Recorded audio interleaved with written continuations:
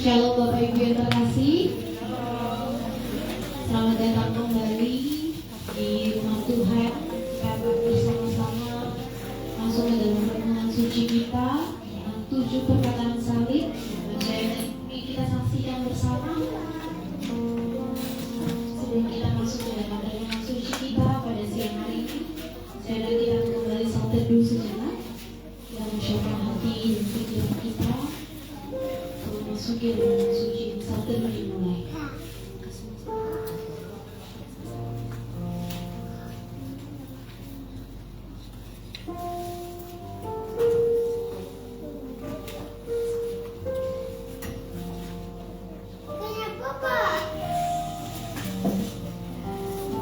Saat teduh selesai, kita akan mengangkat pujian kita dari Kidung Jemaat nomor 36, dihapuskan dosaku baik yang pertama.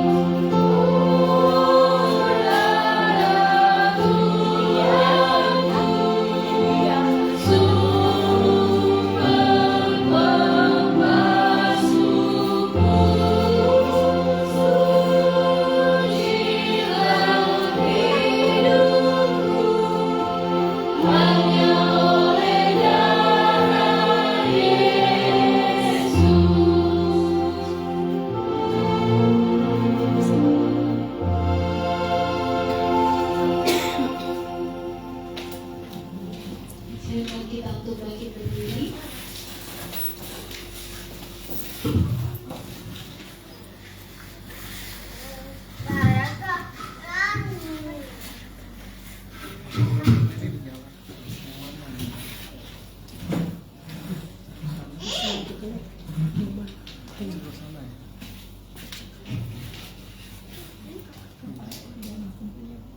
Berilah kepada Tuhan kemuliaan namanya. Sujudlah kepada Tuhan dalam semarak kekudusan. Pertolongan kepada kita adalah di dalam nama Tuhan Allah yang menciptakan langit, bumi, alam semesta dan segala isinya. Turunlah kiranya atas kita sekalian anugerah dari Allah Bapa, Anak dan Roh Kudus. Amin. Mari kita bersama-sama berdoa. Bapa yang terkasih, kami mengucap syukur. Dan biarlah hanya nama-Mu saja yang tinggikan dan dimuliakan. Saat ini kami berkumpul di tempat ini ya Bapa. Kami hendak masuk dalam ibadah renungan suci mengenal 7 perkataan salib. Bapa, berikan kami hati yang siap mendengar. Berikan kami hati sebagai seorang anak ya Bapa, yang menerima anugerah yang besar dari Bapaknya. Terpujilah Engkau Bapa. Tutup bungkus ibadah ini dari awal pertengahan hingga akhirnya nanti. Biarlah tidak ada satu kuasa jahat pun yang mensabotase ibadah ini ya Bapa. Terima kasih Tuhan, kami serahkan semua ke dalam tangan pengasihan-Mu. Kami sudah berdoa dan biarlah kehendak-Mu saja yang terjadi. Amin. Kembali kita menyanyikan pujian dari Kidung Jemaat nomor 36, dihapuskan dosaku baik yang kedua.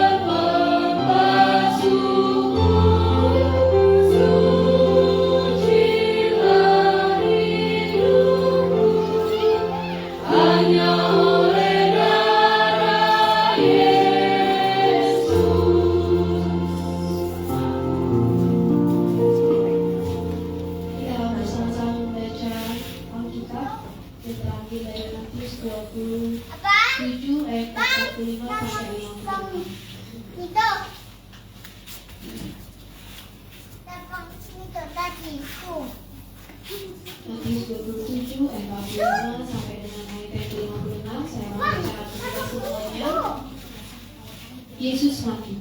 Mulai dari jam 12 kegelapan meliputi seluruh daerah itu sampai jam 3. Kira-kira jam 3 berserulah Yesus dengan suara nyaring, Eli, Eli, lama sabatani, artinya, Allahku, Allahku, mengapa engkau meninggalkan aku? Mendengar itu, beberapa orang berdiri di situ berkata, ia memanggil Elia. Dan segera datang seorang dari mereka, yang mengambil bunga karang, mencelupkannya ke dalam anggur asam, lalu mencelukannya pada sebatang bulu dan memberi Yesus minum. Tetapi orang-orang lain berkata, jangan, baiklah kita lihat apakah Elia datang untuk menyelamatkan dia. Yesus berseru pula dengan suara nyaring lalu menyerahkan nyawanya. Dan lihatlah, tabir bait suci terbelah dua dari atas sampai ke bawah, dan terjadilah gempa bumi dan bukit-bukit batu terbelah dan kuburan-kuburan terbuka, dan banyak orang kudus yang telah meninggal bangkit. Dan sesudah kebangkitan Yesus, mereka pun keluar dari kubur lalu masuk ke kota kudus dan menampakkan diri kepada banyak orang. Kepala pasukan dan prajurit-prajuritnya menjaga Yesus menjadi sangat takut ketika mereka melihat gempa bumi dan apa yang telah terjadi, lalu berkata, sungguh, ia ini adalah anak Allah. Dan ada di situ banyak perempuan yang melihat dari jauh, yaitu perempuan-perempuan yang mengikuti Yesus dari Galilea untuk melayani dia. Ayat yang ke-56. Di antara mereka terdapat Maria Magdalena, Maria ibu Yakobus dan Yusuf, dan ibu anak-anak Zebedeus. Kita kembali mendengarkan pujian dari tercurah darah Tuhanku, MR nomor 260 bait yang pertama.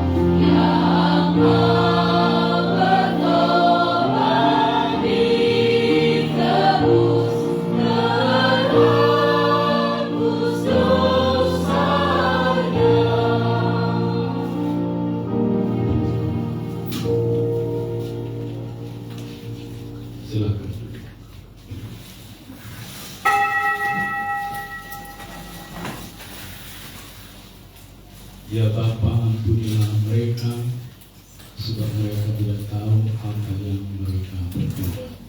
Lukas 23 ayat yang ke-34.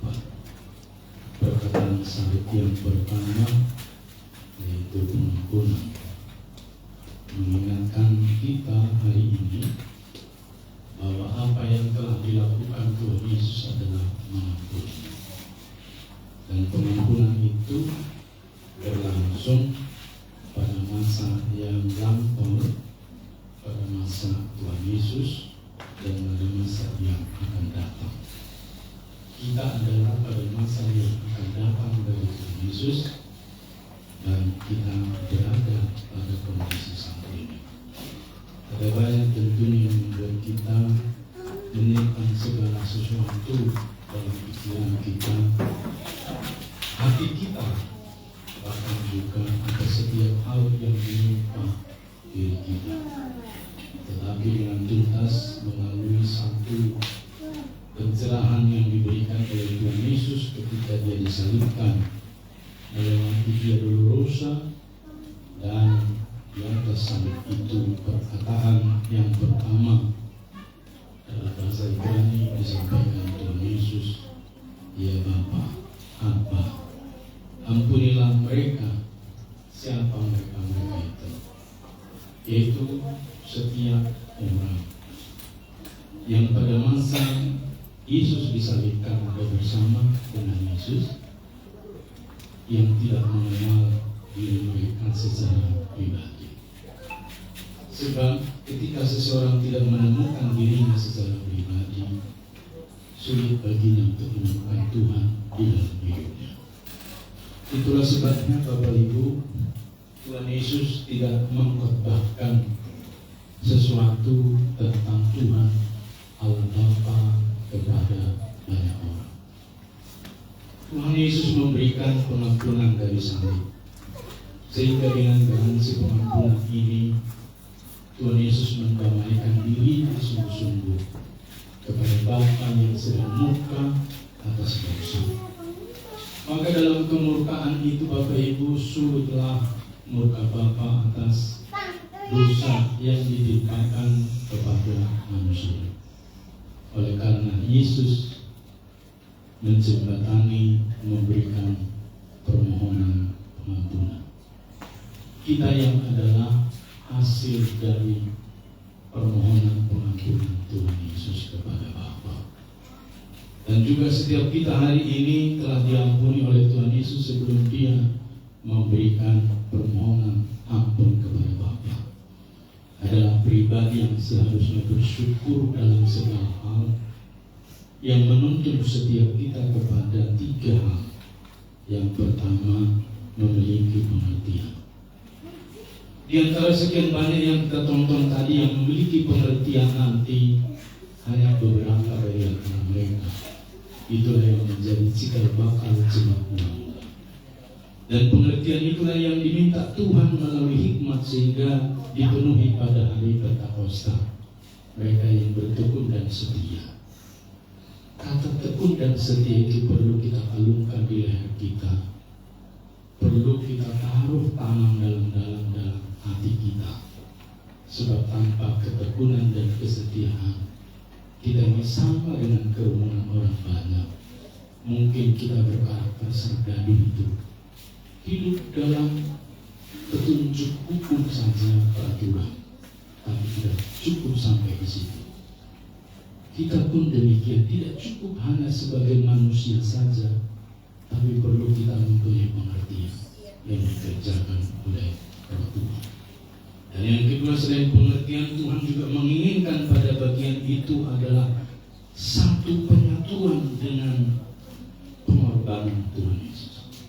Ketika Yesus disalibkan itu, Bapak Ibu jemaat yang mengasihi Tuhan, kita telah satu dengan apa yang disebut dengan kematiannya, penguburannya, dan kebangkitannya. Maka tidak ada di antara kita yang bisa, Bapak Ibu, terus-menerus mengeraskan hati, tidak memiliki pengertian, menyalibkan kedagingan kita. Maka setiap kita yang sulit menyalibkan kedagingan kita adalah satu pribadi yang harus terus-menerus diajar oleh Tuhan. Tentu Bapak Ibu, Tuhan mengajar itu terus-menerus membuat kita akan menderita jauh lebih lama. Bukankah perjalanan dari tanah Gosen tempat bangsa Israel itu ke tanah perjanjian Kanaan itu cukup ditempuh 2 minggu, tapi mengapa sampai 40 tahun?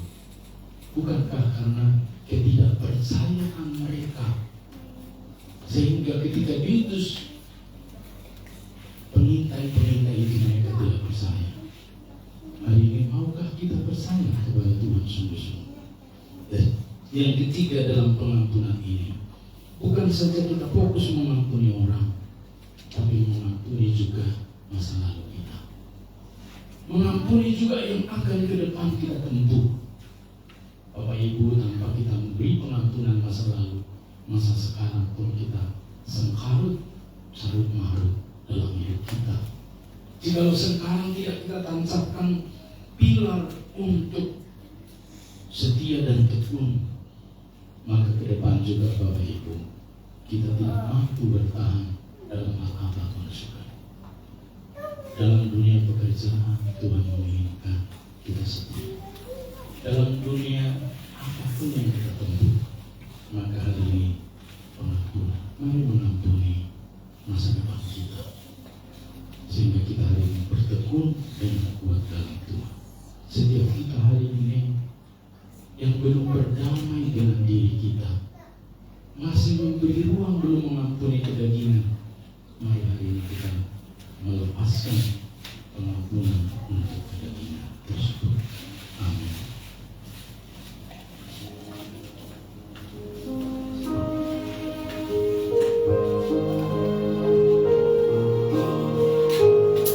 Mari kita lanjutkan bait yang kedua.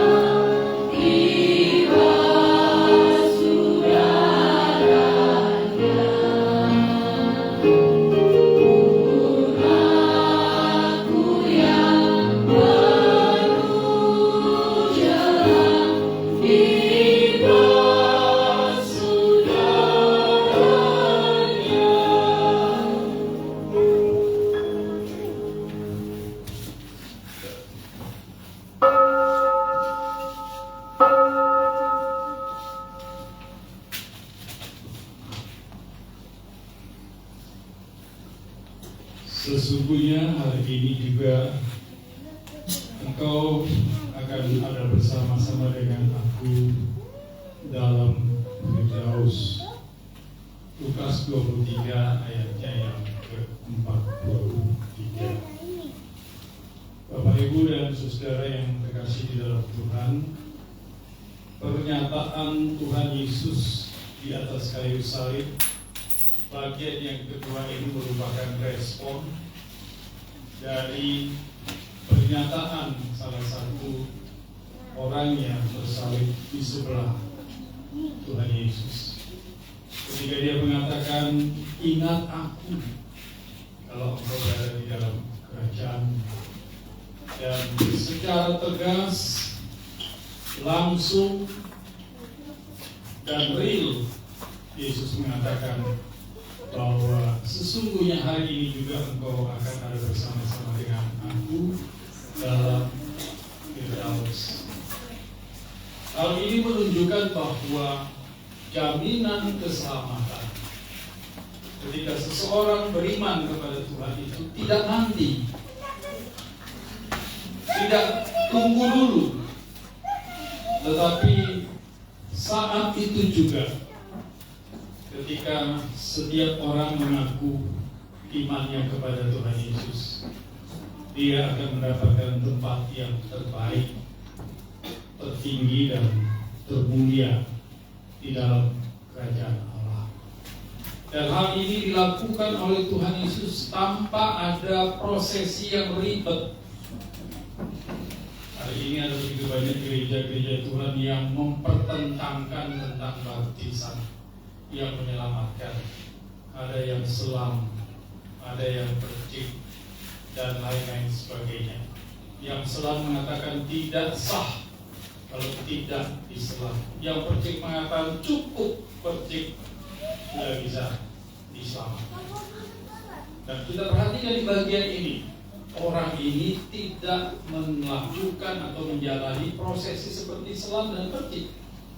Tetapi Yesus berkata, hari ini juga engkau bersama-sama dengan aku di dalam Firdaus, di tempat yang termulia di dalam kehidupan orang-orang percaya di masa yang akan datang.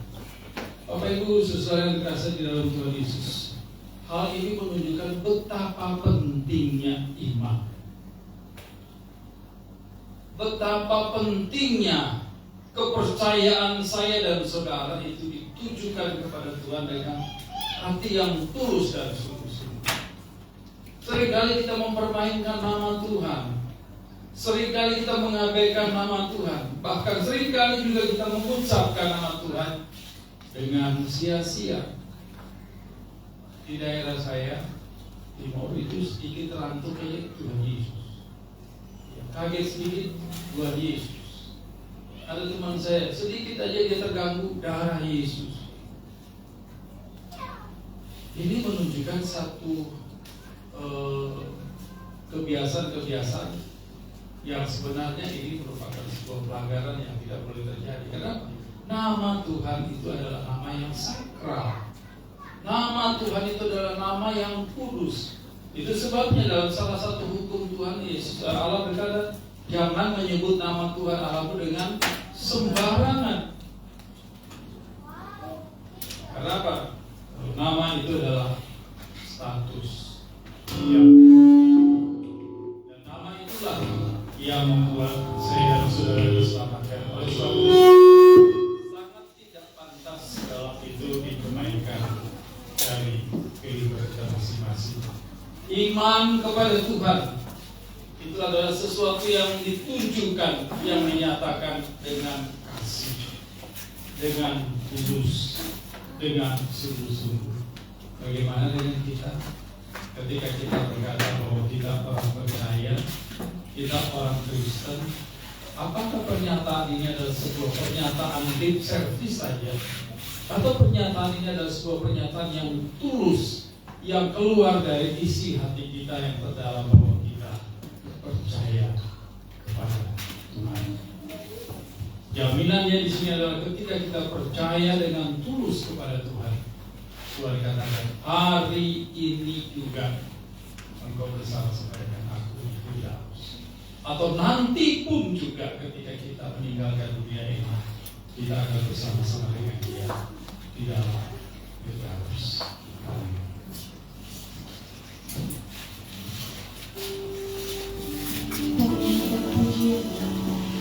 Saya mau ikuti Yesus.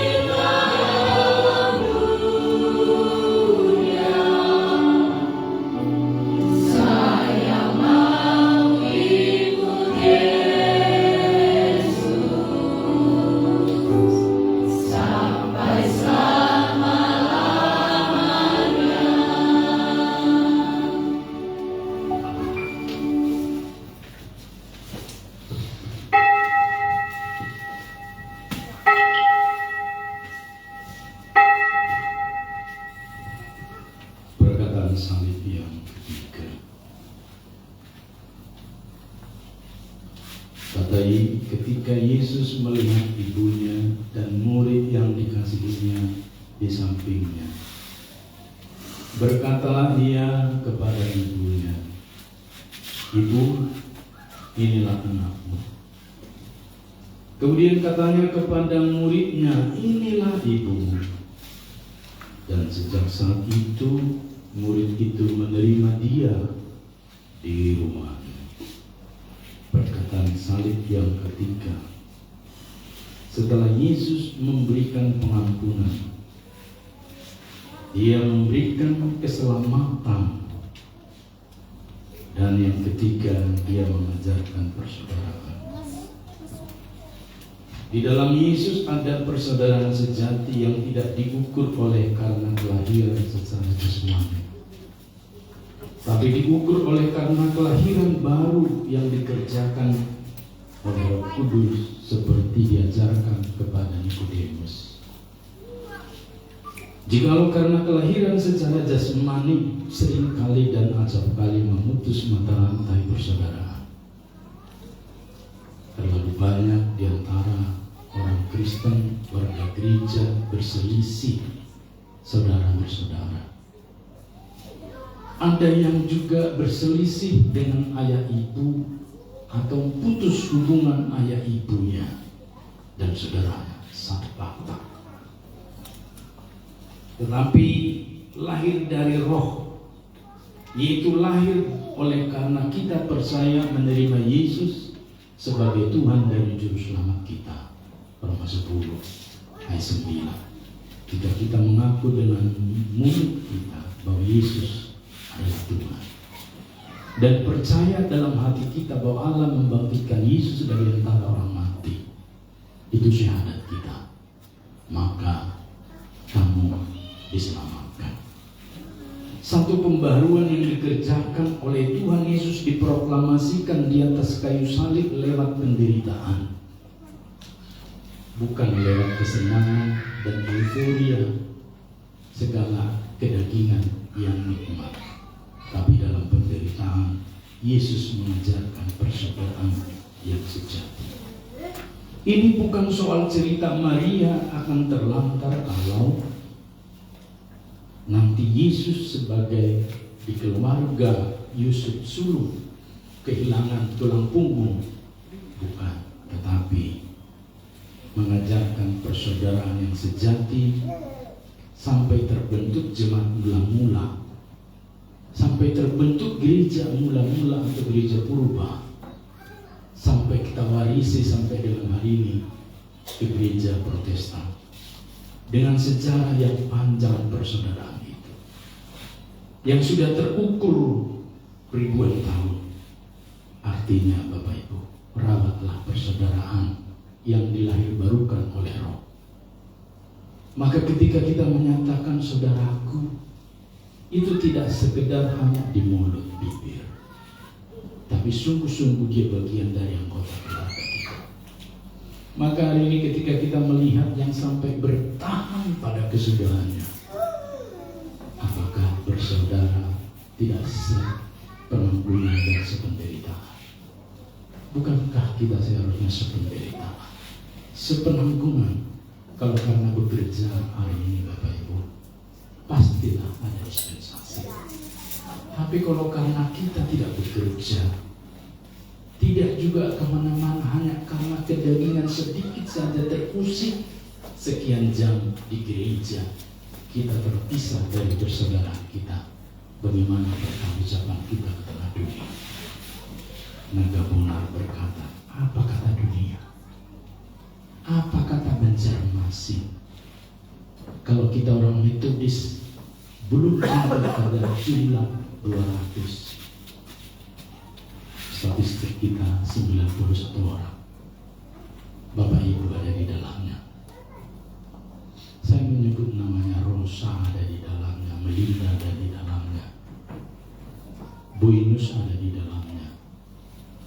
Tapi apakah kita seperti kata Tuhan dalam persaudaraan sejati ini tidak bisa dan sanggup berjaga-jaga 1 jam saja? Satu pencerahan Bapak Ibu yang kita harus belajar dari Jumat Agung ini, menyalipkan segala keinginan kita, menyenangkan daging yang adalah saras. Daging ini harus didisiplin Bapak Ibu. Mata ini harus didisiplin, hati itu harus didisiplin, tapi mendisiplin dengan persaudaraan yang sejati. Bukan kami saudaramu di sini bertahan sampai jam segini. Bukankah keluarga Pak Leli bertahan di sana, di sini sampai hari ini? Masa kita tega meninggalkan persaudaraan ini? Belum dihujani rudal, bom, rentetan, tembakan, ganyang, golok, dan seterusnya. Tidak ada yang mengganggu kita dari tadi. Tidak ada yang mengusik kita. Tidak ada Satpol PP datang mengusik kita beribadah. Tapi apakah kau tidak sanggup berjaga-jaga 1 jam saja? Satu disiplin yang dibutuhkan oleh Tuhan Yesus lewat persaudaraan. Saya terkesan sekali dengan Maria Magdalena. Ketika dia diampuni, luput dari perajaman. Di dalam Injil Yohanes pasal 8, apa yang dia praktekkan? Ikut Yesus sampai ke salib. Dialah orang yang pertama di kuburan itu. Dialah nanti jemaat mula-mula. Tidak diterangkan dia dapat suami atau tidak. Tidak diterangkan dia dapat roti atau tidak. Kalau zaman sekarang tidak diterangkan dia dapat pekerjaan setelah lulus atau tidak. Tapi yang jelas dia ikut Yesus. Dan keluarga kita itu adalah gereja. Bapak Ibu jemaat metodis yang mengasihi Tuhan, pahami lebih dalam. Gereja itu bukan entertainment, bukan hiburan. Ketika kita tidak mendapat hiburan di tengah dunia ini, maka mari kita pergi mencari hiburan di tempat di mana dinaikkan puji-pujian dengan lampu gemerlapan. Tapi gereja itu adalah persaudaraan sejati. Seperti yang dikatakan ibu, inilah anakmu. Kita sebagai anak harus memandang orang tua di gereja itu adalah gereja kita. Gereja inilah ibu kita. Maka kita anak-anaknya, kita harus berjuang sampai titik darah penghabisan. Seumpama suatu ketika ada masa datang dan gereja ini dirudal, dimeriam, siapakah yang mampu untuk bertahan dan berseru nama Tuhan di tempat ini? Berarti hanya orang yang setia dalam persaudaraan itu. Itulah sebabnya Tuhan Yesus pada perkataan salib yang ketiga hanya menyatakan, ibu inilah anakmu, inilah persaudaraan itu. Dilahirkan dari roh dan mereka kuat sekali Bapak Ibu. Kecuali Yudas Iskariot. Apakah kita memilih jalan Yudas Iskariot? Maka Bapak Ibu, dalam pergumulan seorang hamba Tuhan, saya dengan penuh kasih mengawal saudara kita dan berkata kepada mereka, mari saudara datang ke gereja ikut ibadah, merenungkan 7 perkataan salib. Sebab kalau asumsi saya tadi tidak dapat datang, jangan sampai dia dilewati pintu itu, kecuali dia masuk rumah sakit. Memang pengajaran ini sepertinya ekstra keras sekali, iya, dan harus. Karena kalau kita selalu lembek dalam pengajaran, maka kita menjadi SDM yang tidak kuat. Dalam pekerjaan nanti tidak kuat. Dalam apa-apa nanti diombak-ambing. Oleh karena itu Tuhan mempersiapkan murid-muridnya, mempersiapkan jemaat mula-mula, mempersiapkan gerejanya ke masa depan sampai ke hari ini. Oleh karena persaudaraan yang sejati. Amin.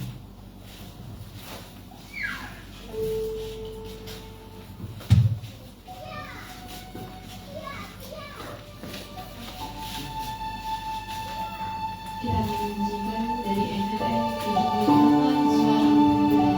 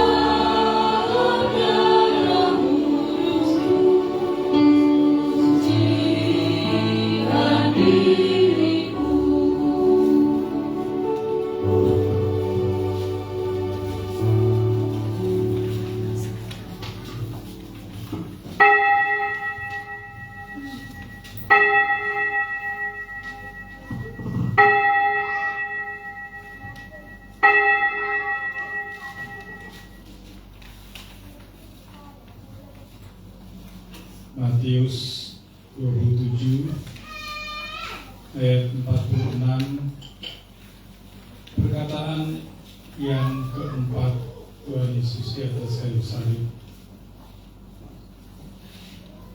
Eli, Eli, lama sabachthani, yang artinya Allahku, Allahku, mengapa Engkau meninggalkan aku?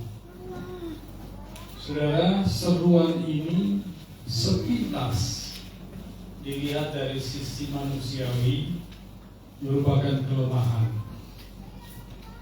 Dilihat dari sisi manusiawi menunjukkan adanya sebuah kelemahan dan ketidakadanya Tuhan di dalamnya.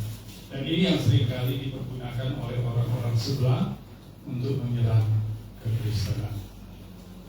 Padahal di dalam dogma kekristenan bahwa Yesus itu adalah manusia sejati dan juga adalah Allah yang sejati. Di dalam kemanusiaannya kita dapat melihat seluruh perjalanan Tuhan Yesus. Dia tidur, dia haus, dia lapar, dan lain-lain sebagainya.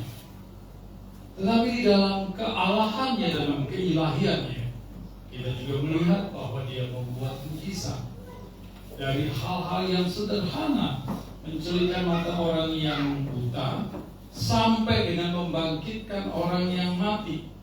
Dan tidak ada di dalam sejarah dunia ini ada orang yang melakukan perbuatan seperti ini.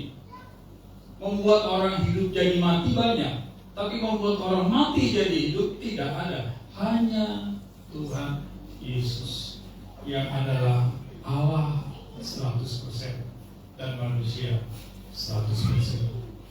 Sehingga dengan pemahaman teologi seperti ini, ketika dia berkata, Eli, Eli, lama sabachthani, mengapa engkau meninggalkan aku, Allahku, Allahku, mengapa engkau meninggalkan aku? Ini berbicara tentang sisi kemanusiaan Yesus yang sejati, yang menunjukkan ketika dia menanggung dosa manusia, ketika dia disalibkan dengan penderitaan yang begitu luar biasa, yang baru saja kita tonton melalui film yang tadi diputar, betapa akibat daripada dosa itu sangat mengerikan sekali. Ketika Yesus berteriak, Eli, Eli, sebenarnya ini menunjukkan penekanan terhadap dosa manusia yang tidak terperi, yang akan dialami oleh manusia nantinya sepanjang waktu.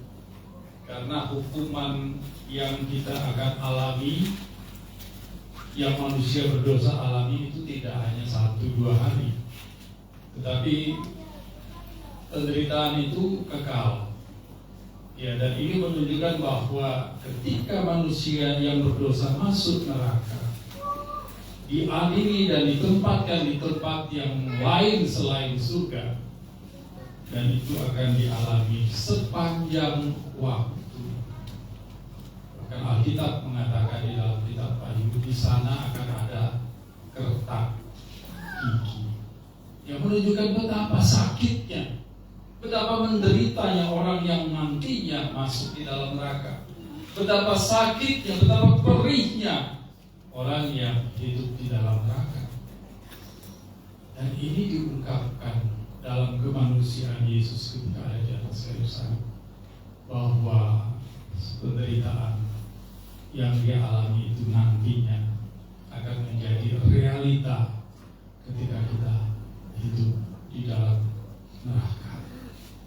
Dan yang kedua, pemahaman ini memberikan juga pelajaran penting kepada saudara-saudara, bahwa ketika manusia hidup dalam dosa, maka pada waktu itulah ada keterpisahan antara Allah dengan manusia. Sebab Allah itu suci, Allah itu kudus, dia tidak bisa disatukan oleh keberdosaan manusia. Keberdosaan manusia selalu membawa manusia jauh dari kesucian Allah, dan itu dapat kita lihat di dalam kitab Kejadian pasal 3 ayat 1 sampai seterusnya. Pada waktu Adam dan Hawa jatuh di dalam dosa, maka saat itu juga kemuliaan Tuhan beralih dari hidup mereka.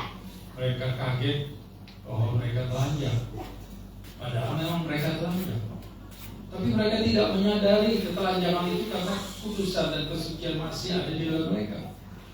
Tetapi ketika mereka berbuat dosa, maka sejak itulah keberdosaan itu memisahkan manusia dengan kekudusan Allah.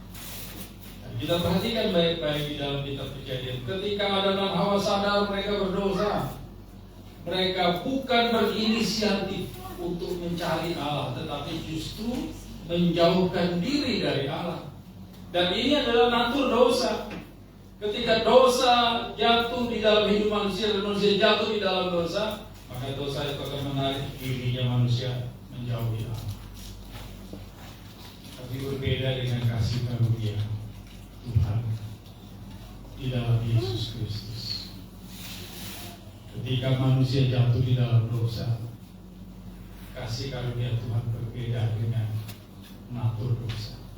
Justru pada waktu manusia jatuh di dalam dosa, Allah yang datang mencari manusia dan berkata, manusia, di mana kamu? Adam, di mana kamu? Dan saudara-saudara yang terkasih dalam Tuhan, sepanjang sejarah manusia sampai kepada Yesus Kristus yang dicatat di dalam kitab Filipi, Dia adalah Allah yang bertahta di dalam kerajaannya, tapi kemudian turun ke dalam dunia, menjadi hamba, menjadi manusia hamba, bahkan mati di atas kayu salib. Ini membuktikan bahwa kasih karunia Tuhan itu mencari yang berdosa.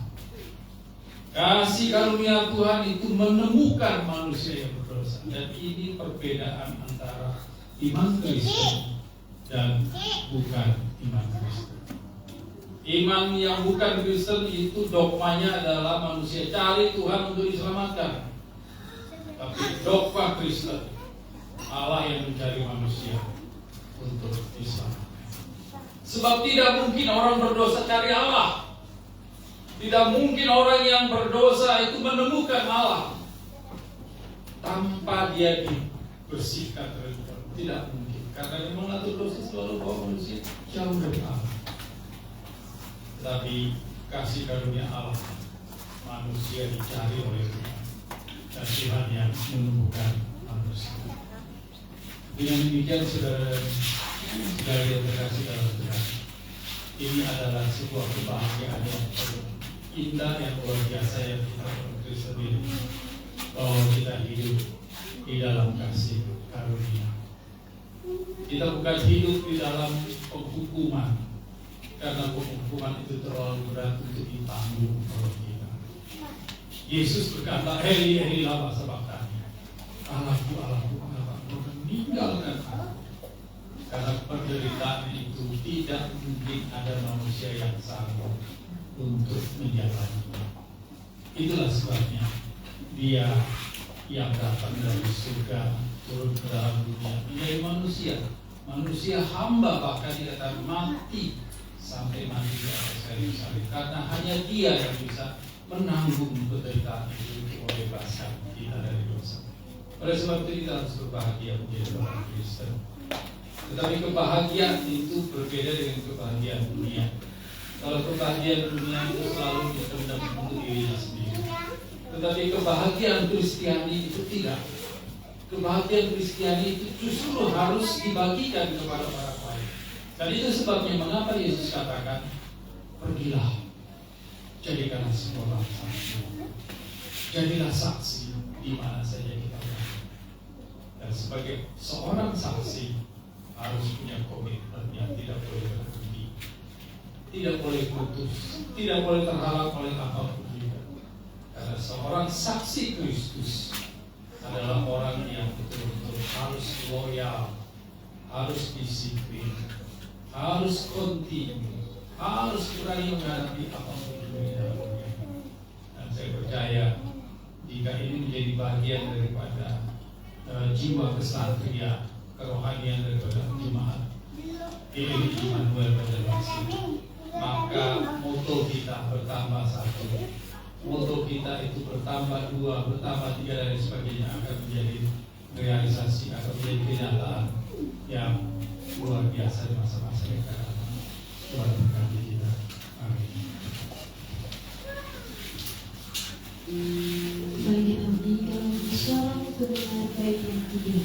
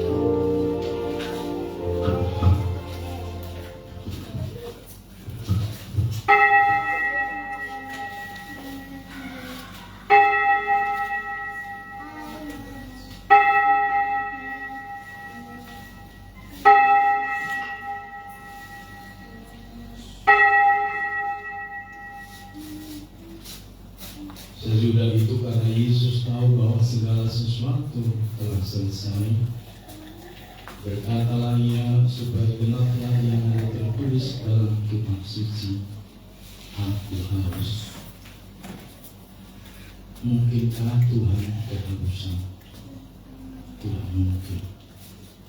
Jadi siapakah yang kehausan ini?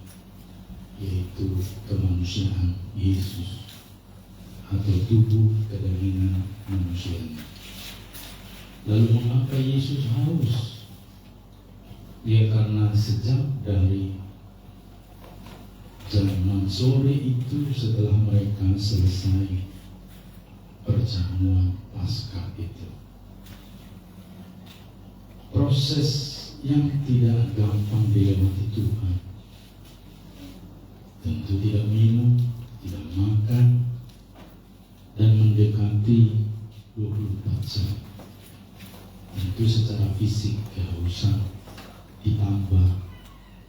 Pada waktu Yesus disesah, orang berpikir itu tidak mampu dilewati, tapi ternyata Yesus masih melewati penyesahan itu, dan ternyata tidak dilepaskan juga dari hukuman.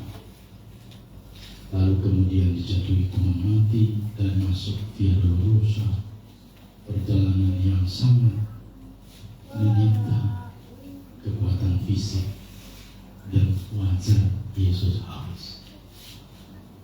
Dan sebenarnya ketika Yesus disalibkan ini, dia juga sudah dehidrasi berat. Tetapi ternyata kata haus ini Yesus ungkapkan dalam pengertian Ibrani, terputus. Ini satu ilustrasi tentang bunga kaktus. Ketika Bapak Ibu kaktus itu dipotong, sebenarnya sudah terputus, dan sekalipun yang terputus dari akar itu masih hidup dan masih menyisakan air, dia sebenarnya sudah kering secara prinsip. Dan itulah yang digambarkan Tuhan tentang yang dialaminya. Maka Bapak Ibu, saudaraku, maka kematian itu sungguh-sungguh dia mati sebagai manusia. Dan ketika ada anak-anak yang berkata begini, wajar Yesus bisa lewati, karena Yesus itu kan Tuhan, ada kekuatan ekstra cadangan di dalam dirinya. Bukan, Yesus tidak menggunakan itu. Dia sungguh-sungguh harus terputus. Dan Bapak Ibu saudaraku, itu keringan seperti bunga kaktus itu. Tetapi perhatikan pada bagian ini. Ini satu menggambarkan di dalam perkataan yang kelima ini, betapa menuju kepada penyerahan nyawa itu dibutuhkan kebergantungan dengan sumbernya. Bapak Ibu Saudaraku, listrik ini akan juga putus jika tidak tersambung ke saluran hidup jaringannya. Demikian menggambarkan yang dia katakan Tuhan. Kita di dalam Yesus akan juga mengalami gangguan, bisa hidup sementara seperti lampu alarm emergency light. Ketika listrik mati dia nyala, tapi tidak bertahan. Itulah sebabnya pada bagian itu kata haus Tuhan inginkan kepada murid-muridnya, sebab ini fokus kepada yang sebelumnya dikatakan, ibu inilah anakmu, anak inilah ibu. Persaudaraan itu, lalu persaudaraan itulah yang menjadi keberlanjutan daripada kasih karunia Tuhan untuk dialami oleh setiap orang, yaitu gereja. Maka sebagai gereja ini mari kita memikirkan bahwa setiap kita adalah gereja. Kita dipanggil dari kegelapan kepada terang Tuhan yang ajaib, agar kita memberikan dampak di mana kita berada. Maka hari ini kita mendemonstrasikan kata haus di mana kita berada. Sudahkah kita haus melihat mereka yang sedang terputus dengan Tuhannya di sekitar kita? Ada begitu banyak hari-hari ini orang di sekitar kita terputus hubungannya, seperti kaktus itu dengan Tuhannya, tidak lagi tersambung dengan saluran. Yesuslah yang menyambungkan kita, maka Yesuslah juga akan menyambungkan hidup mereka. Oleh karena itu, hari ini kita diajarkan Tuhan untuk doa. Kita harus terus menerus dengan Yesus, dipenuhi firman-Nya, dipenuhi hidupnya, dipenuhi segalanya. Dan yang kedua, kita juga harus melihat seperti yang dilihat Tuhan. Begitu tanpa tersambung dengan Tuhan, tidak ada kehidupan. Dan orang lain di sekitar kita mengalami banyak kondisi seperti itu. Mereka kekeringan, kebersamaan, sekalipun mungkin tertawa, sekalipun mungkin mereka mengalami sesuatu yang berkelimpahan kita lihat, tapi di dalam mereka sedang terputus dengan Tuhan. Siapa mau menjembatan itu? Jika bukan kita. Mari kita pikirkan, dan nanti di bulan misi kita setelah Paskah ini kita akan mencoba mempraktekkan bulan misi. Kita akan coba mengatur sedemikian rupa diri kita terlibat dalam misi itu.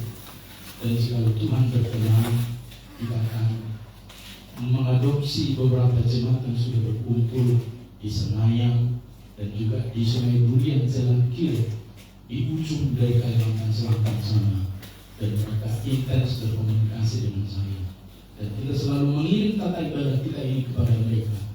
Di Senayan itu ada 5 keluarga, ada keluarga polisi, ada keluarga bidan, ada beberapa keluarga PT Astra di sana, dan di Klik itu ada 7 keluarga, dan anak-anak kecil 15 orang tidak bersekolah, usia TK dan SD.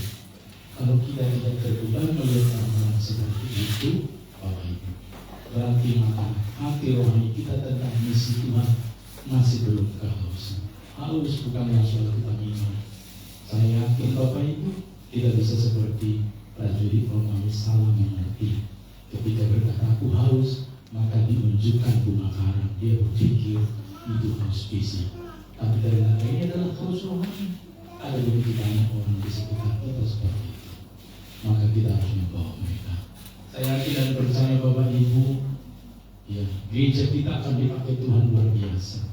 Kita yang pernah berada di tempat ini sebagai kawah candra di muka seperti itu, seperti dirindam, seperti di pembentukan, kita pernah ikut bersama. Suatu saat dimanapun kita sukses, kita pernah ikut dalam sejarah gereja ini, dan kita mendengarkan dia.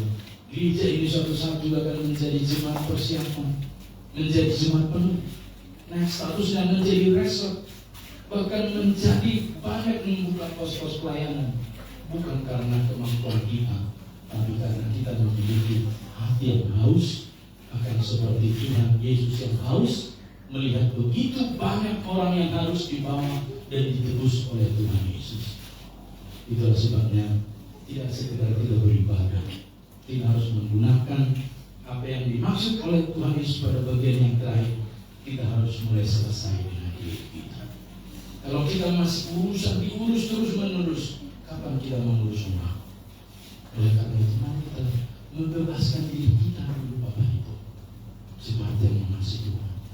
Kalau kita sudah mulai belajar selesai dengan diri kita, kalau ke gereja tidak mesti diingat-ingatkan, kalau ke gereja tidak mesti disebut-sebut, kalau ke gereja pelayanan tidak mesti dibujuk-bujuk, berarti kata haus Tuhan sudah menetap dalam diri kita. Maka tinggal menunggu berbuah dan disambung kembali seperti kaktus yang terputus. Amin.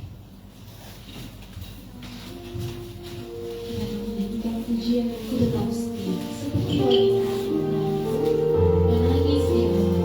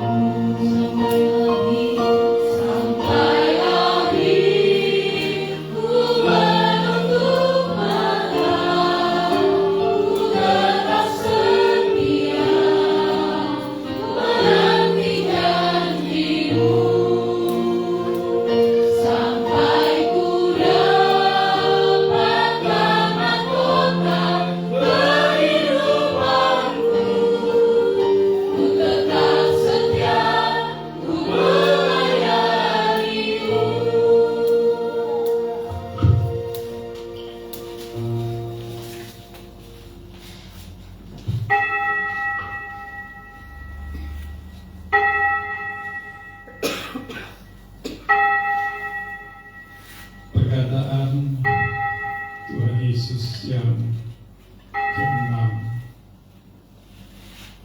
di dalam Yohanes 19 ayat 30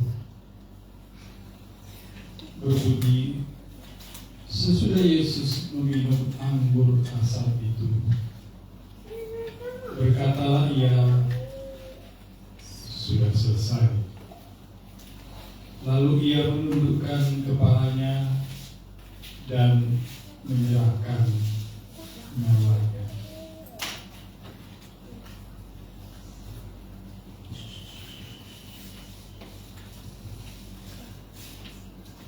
Saudara yang dikasihi Tuhan Yesus, ketika perkataan ini berkata sudah selesai, ini bukan pernyataan happy ending, tetapi ini merupakan sesuatu yang sangat mengiris hati setiap kita masing-masing. Karena pada waktu itu mungkin harapan sebagian orang, Yesus yang tadi dipuja sebagai Tuhan selesai, mati dan tidak bisa berbuat apa-apa. Maka di dalam ajaran lain, ajaran kekristenan di zaman dulu, ya, mereka katakan Yesus tidak mati. Sebenarnya mereka mau membela kekristenan, tetapi pembelaan yang salah karena menyalahi fakta. Dan seperti yang disampaikan Pak James tadi, itu adalah ajaran Nestorian atau Nasrani. Sehingga memang kalau ada orang yang berkata, oh kita ini agamanya Nasrani, tidak, bukan Kristen. Karena Nasrani itu berasal dari Nestorian, satu sekte Kristen yang tidak mengakui kematian Yesus. Dan itu adalah ajaran yang diimani oleh Muhammad melalui istrinya dan pamannya. Ya, istrinya Khadijah punya paman seorang pendeta Kristoria. Mereka menikah, kemudian harus percaya kepada Kristus melalui pelajaran agama Kristoria. Israel tidak mengakui kematian Kristus, itu diubahkan. Padahal faktanya Yesus mati. Sehingga ketika dia berkata sudah selesai, secara manusia berhenti jadi manusia. Bahkan orang lain mengatakan dia berhenti jadi Tuhan. Tapi sesungguhnya di balik kata-kata ini adalah happy ending bagi saya dan saudara. Karena dengan demikian ketika dia menanggung seluruh penderitaannya di atas kayu salib, dan ketika penderitaan itu selesai ditanggung, maka penderitaan itu akan menjadi suatu hal yang sangat membebaskan, membahagiakan saya dan saudara. Kalau penderitaan kita, dosa kita selesai, dan kita akan mendapatkan kasih karunia Tuhan. Seperti apa yang diungkapkan di dalam kitab Roma pasal 3 ayat 23, pasal 6 ayat 23. Upah dosa adalah maut, tetapi kasih karunia Tuhan adalah hidup yang kekal. Dan ketika dosa itu ditanggung oleh Tuhan Yesus di atas kayu salib sampai dengan titik darah penghabisan, maka kesudahannya adalah kasih karunia. Dan kita tidak perlu lagi menanggung penderitaan yang sama seperti yang ditanggung oleh Tuhan. Kita hidup di dalam kasih karunia. Oleh sebab itu bersyukur terus. Kalau Rasul Paulus juga mengatakan supaya kita senantiasa bersyukur.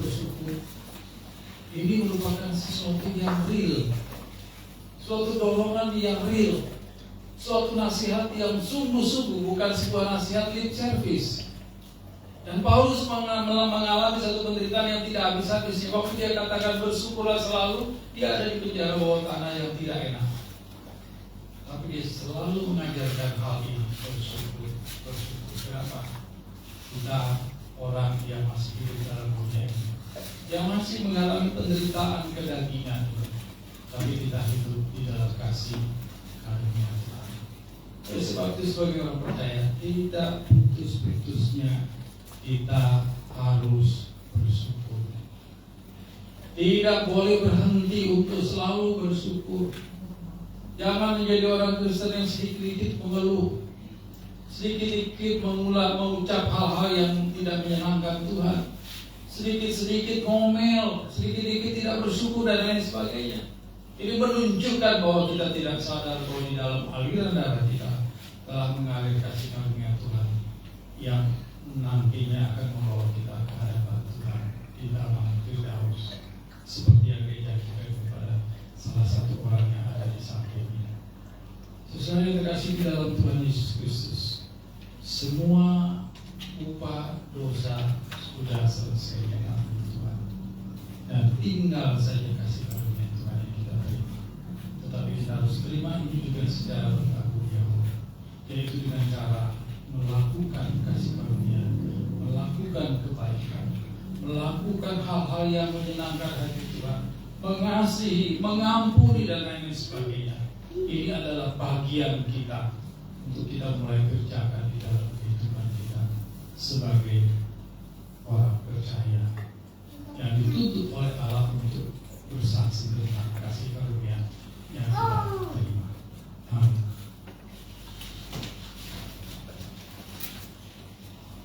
Kita mengangkat pujian sepertiga pas sayang.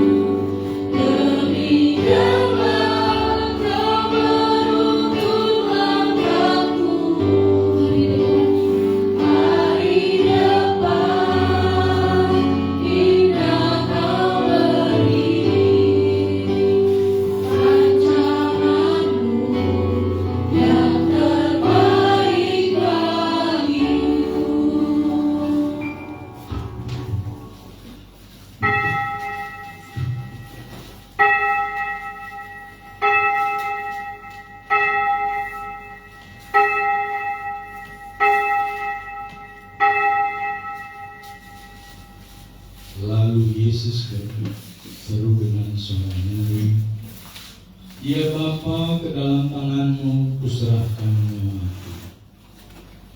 Dan sesudah berkata demikian, Ia menyerahkan nyawanya.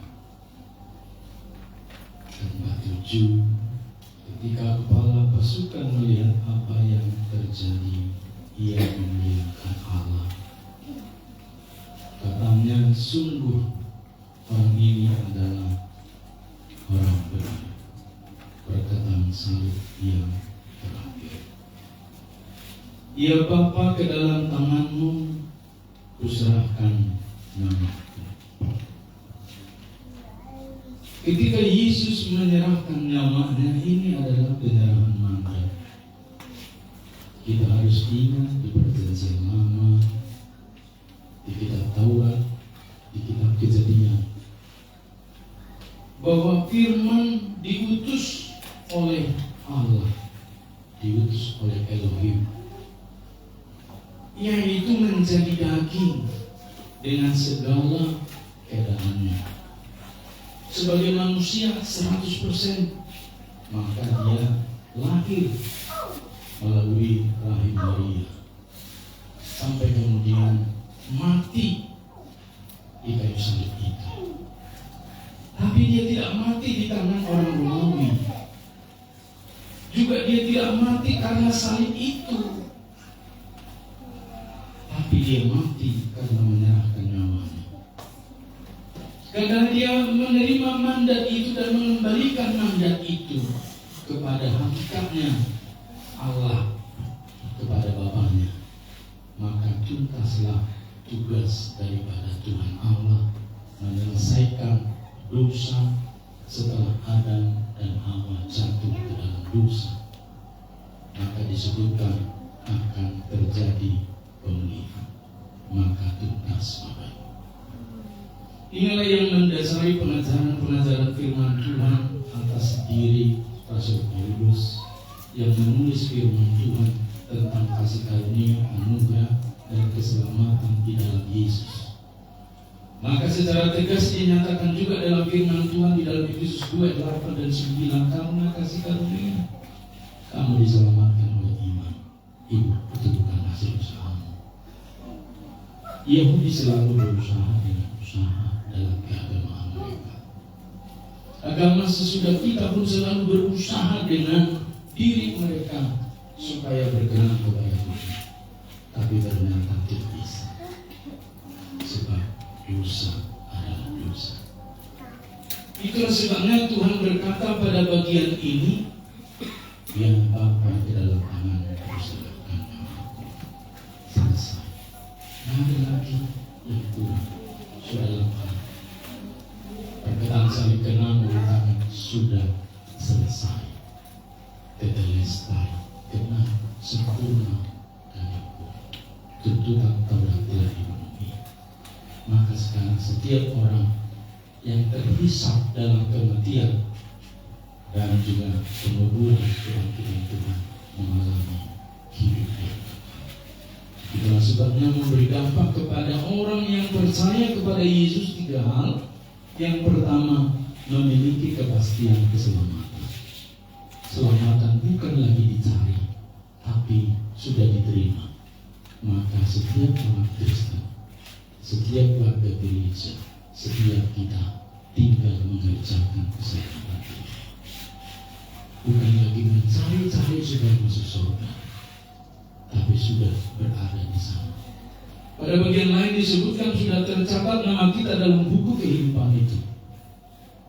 Dan yang kedua, ini berarti ketika Tuhan berkata, "Ya Bapa, ke dalam tangan-Mu kuserahkan nyawaku." Berarti nyawa itu milik Tuhan. Nyawa itu milik Tuhan. Jangan sekali-kali ganggu, bukan ambil alih nyawamu. Dia berdaulat penuh atas nyawa kita, sekalipun dalam kegentaran kegamangan hidup menerpa kita. Biarkan Tuhan yang menyelesaikan. Maka konsekuensinya ada kesulitan hidup, ya, jangan pikirkan dulu diri. Sebab itu adalah dosa.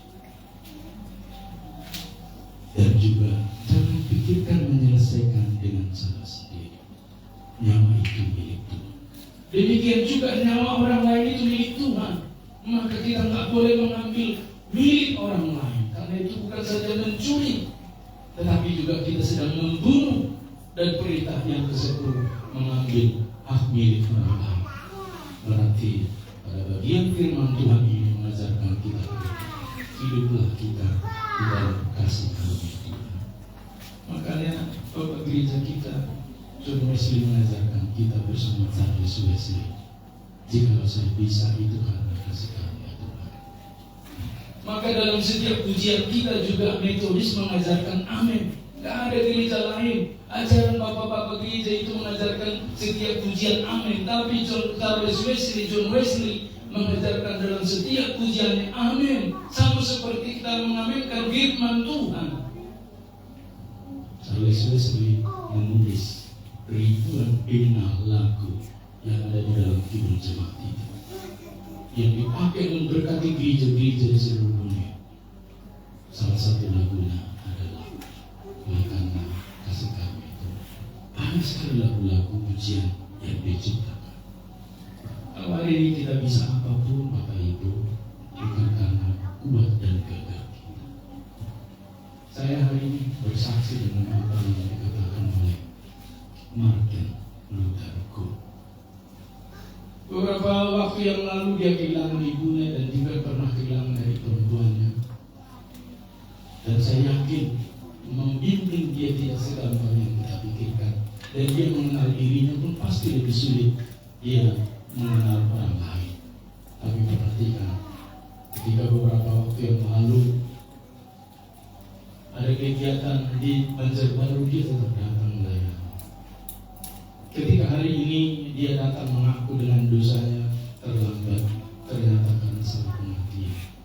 Dia berpikir ibadah Jumat hanya tidak jam 1 seperti di Warta. Ternyata jam 9 ada yang jam 1, 2 kali ternyata. Kita pahami Bapak Ibu. Karena apa? Untuk membentuk wawasan orang dibutuhkan banyak cara. Perlu pendidikan edukasi yang panjang. Maka dibutuhkan kesabaran seperti kesabaran Tuhan. Kalau Tuhan kita itu tidak sabar, sudah dari dulu kita hidup kalau tidak jadi hati, tapi dia belajar sabar. Sekalipun kadang-kadang persembahan diri kita, persembahan pujian kita atau apapun, bahkan persembahan pujian pun kadang nadanya A, tapi dibaca F dan seterusnya pun Tuhan tahu maklum. Dalam keadaan apapun Tuhan tahu. Yang penting mengajarkan kita hari ini, semua harus diserahkan pada Tuhan sebagaimana. Dan yang ketiga, yang terakhir, ketika Tuhan Yesus berkata, ya Bapa, ke dalam tanganmu kuserahkan nyawaku, berarti itu bukan soal nyawa lagi, tapi ini soal bagaimana kita meneruskan penyerahan diri kita yang total ini setiap hari. Menyerahkan diri dalam ibadah KKR gampang sekali. Waktu salah satu pendeta KKR di Pematang Siantar, di gereja Agung Kudus, di gereja Metodis Pematang Siantar 2 kali saya hadir, anak kelas 6 SD. Tahun 1982 saya sudah di situ duduk nomor 2. Dan ketika ditantang adakah yang mau maju ke depan menjadi pendeta, anak kelas 6 SD tahun 1982 itu maju ke depan betul. Bukan pemuda saya. Kebayang gak kelas 2 SD, kelas 6 SD, saya sudah bilang, saya mau menjadi pendeta. Lalu didoakan. Dan hanya saya satu-satunya anak kecil maju merespon panggilan pendeta itu. Saya tidak bisa sebut nama pendeta, tetapi saya buah daripada pelayanan itu, dari kota Pematang Siantar. Waktu itu saudara kita yang ada di sini adalah buah dari pelayanan orang lain. Maka tidak bisa kita balas ke orang itu. Saya tidak bisa balas ke pendeta itu lagi, tapi saya bisa balas ke orang lain. Maka saya bimbing orang lain. Saya bawa dia kepada Tuhan dengan segenap hati, dengan segenap jiwa, dengan segenap kekuatan saya. Banyak hal yang tidak saya pikirkan ke diri saya, yang penting menyenangkan orang. Yang penting membawa orang kepada Kristus dengan satu tujuan. Kita sudah menyerahkan nyawa kita kepada Tuhan, karena Tuhan sudah menyerahkan nyawanya, mandatnya dengan sempurna kepada Bapa. Maka kesempurnaan hidup kita terletak pada Bapa itu. Maka jagalah hubungan setiap kita dengan Bapa di surga. Sekalipun dengan Bapa dunia sekali terganggu dan tercederai, tetapi ketika kita dibapai Bapa surga, kita mengalami kasih karunia itu. Oleh karena itu, jemaat yang ada di kasih, hari ini bukan suatu momen yang kita dapatkan dari pelatihan-pelatihan, tapi momen dalam kebaktian ini kita meminta dibapai oleh Tuhan, sehingga hari ini kita mengalami kasih karunia Tuhan lebih daripada tadi siang pagi dan lebih daripada kemarin dalam malam Kristen. Dan kita wujud nyatakan satu tekad kita menjadi manusia baru yang telah mengalami anugerah dan pertolongan Tuhan. Amin. Kita bangkit berdoa. Kita menyanyikan pujian sampai akhir hidup.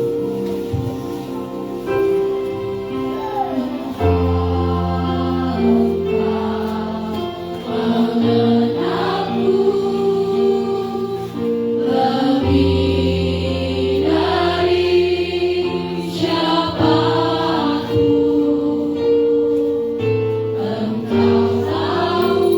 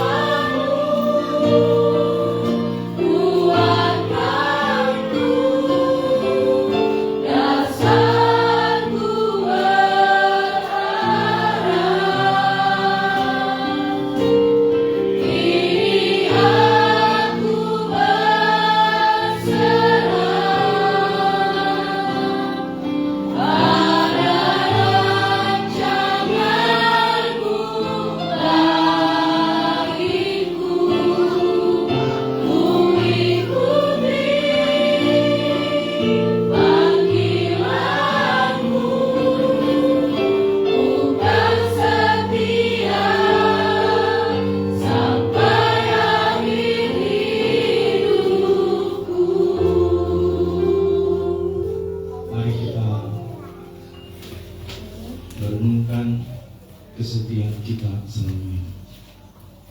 Tuhan menginginkan pelayan-pelayan yang setia ke depan, bukan sekedar ikut-ikutan.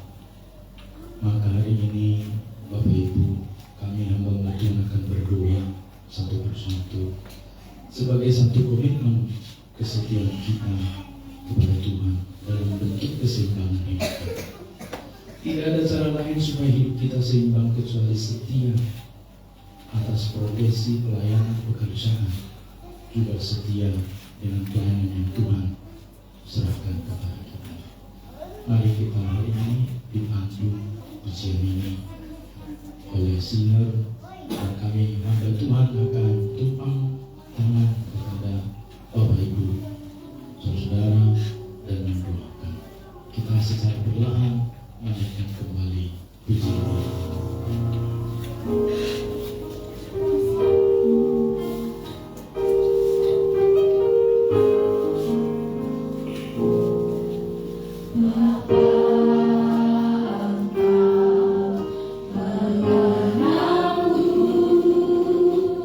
Lebih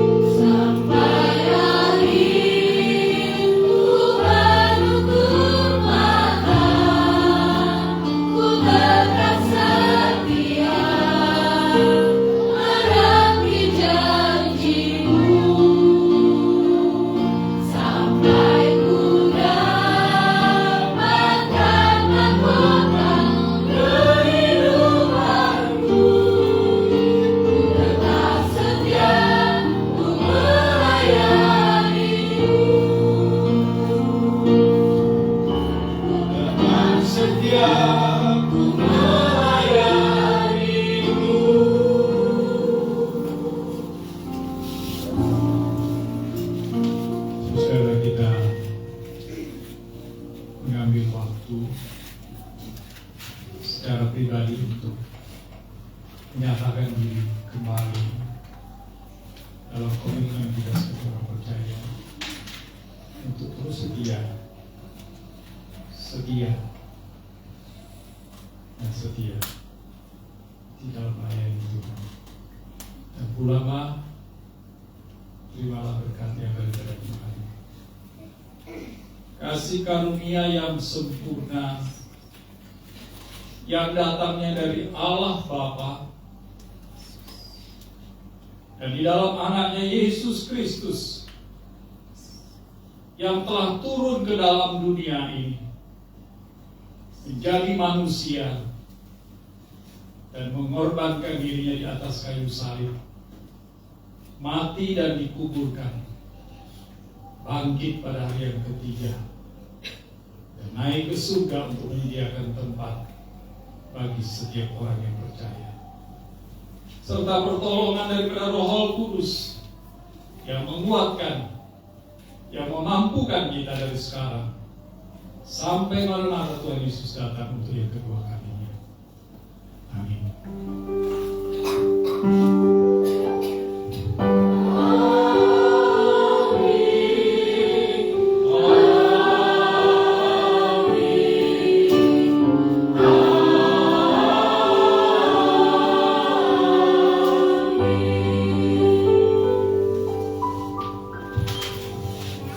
Silakan duduk kembali dan menunggu waktu dulu.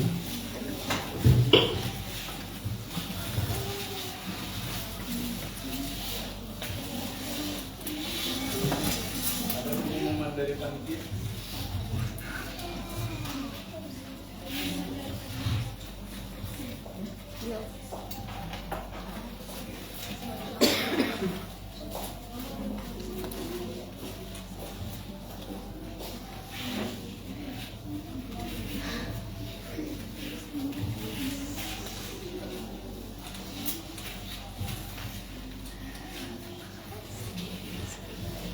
Ya, shalom Bapak Ibu dan teman-teman sekalian. Mengingatkan kembali untuk besok kita akan ada ibadah Sabtu Suci dimulai jam 7 WITA. Kemudian untuk yang bertugas pelayan firman Pak Pendeta James Darmanik, liturgis Yuperni, pemandu pujian dan singer Wiwin dan Julie, pemusik Syosat, pendoa syafaat Ibu Evangelis Novia Daud, persembahan mini operator streaming Martin Luther, operator slide Revi, persembahan pujian P3GMI, penyambut jemaat Melinda dan Rosa.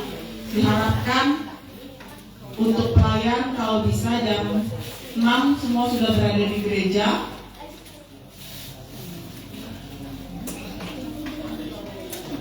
Dan hari ini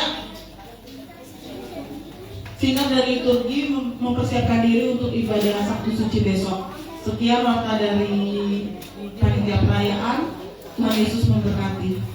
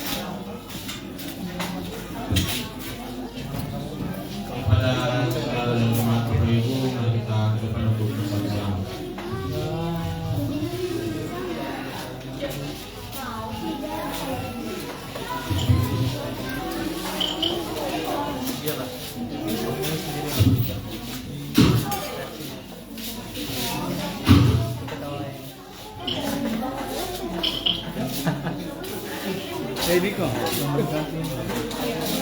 kemana kau tadi?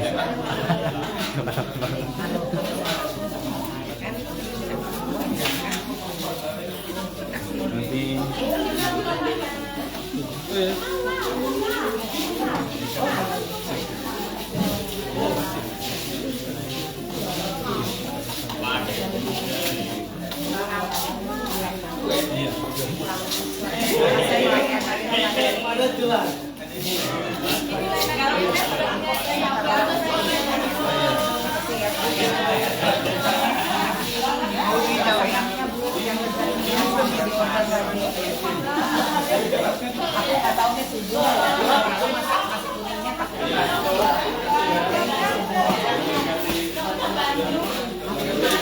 Kalau ibu mah gampang, malam nggak apa-apa. Besok lah.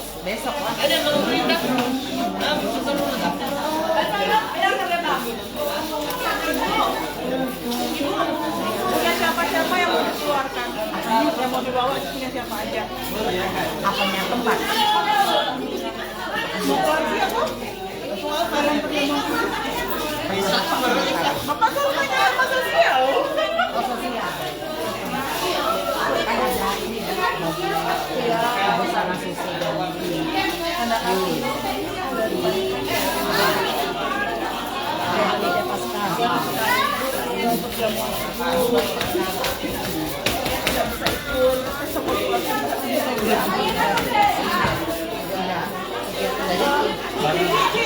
Kalau hari Sabtu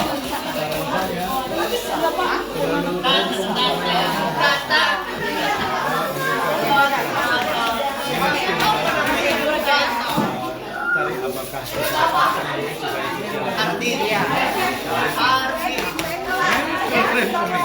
Kalau saya sih siapa itu ini ada belajar sesuatu.